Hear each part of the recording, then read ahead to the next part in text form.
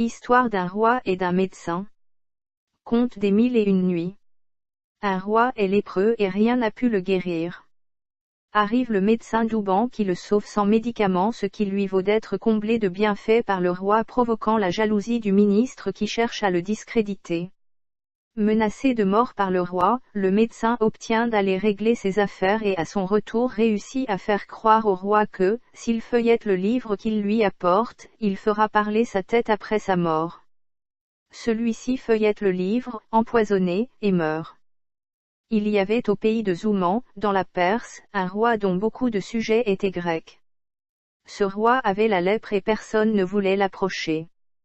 Un jour arriva à la cour, un médecin nommé Douban.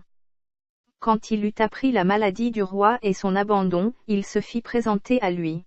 « Sire, lui dit-il, je m'engage à vous guérir sans médecine. » Le roi répondit, « Si vous faites ce que vous dites, je vous promets de vous enrichir. » Le médecin Douban se retira chez lui et prépara le manche d'un mel, qu'il creusa, et dans lequel il mit certaines drogues qu'il connaissait.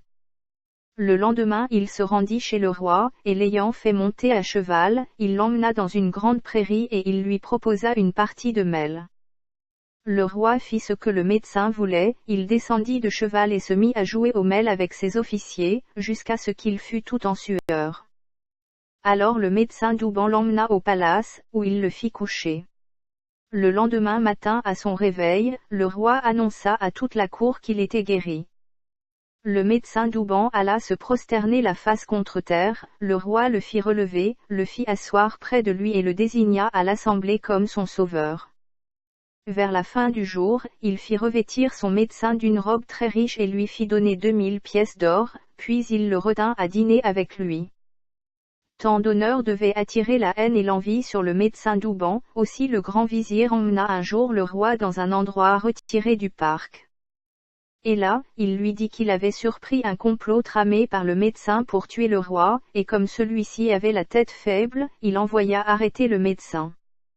Dès que Douban fut arrivé, le roi lui dit, « Je ne t'ai fait venir que pour me délivrer de toi », et il fit signe au bourreau d'avancer. Le médecin voyant qu'il était perdu, demanda au roi la permission d'aller chez lui, chercher un livre qu'il comptait lui offrir. Le roi hésitait, mais le médecin ajouta qu'entre autres choses curieuses, ce livre contenait le moyen de faire parler sa tête quand elle serait coupée. Le livre avant été apporté, le bourreau fit mettre Douban à genoux, et d'un seul coup fit rouler à terre la tête du médecin.